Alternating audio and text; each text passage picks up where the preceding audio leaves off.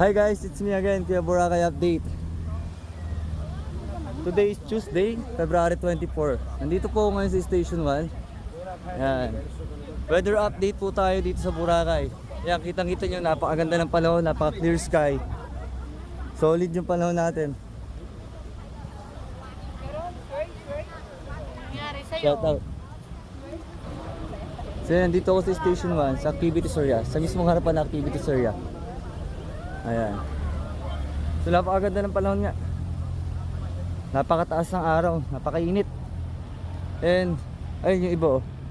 Sasakay pa lang sila ng boat for island hopping. Sa daming naliligo. Grabe, ang init. Pero talagang mas pinili nilang maligo ng dagat.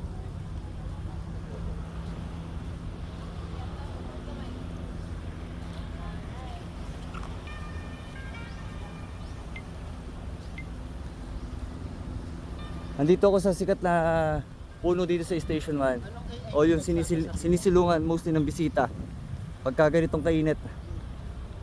Ayan. So tinatambayan din to kahit gabi.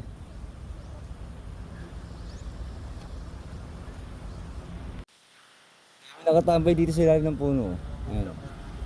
Ito nyo, dami rin naliligo doon sa unahan. Ayan. And anyway guys, ayun yung Willis Rock o yung grotto na tinatawag namin dito sa Boracay.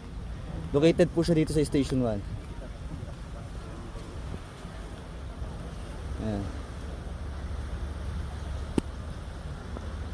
Grabe, ganda ng panahon.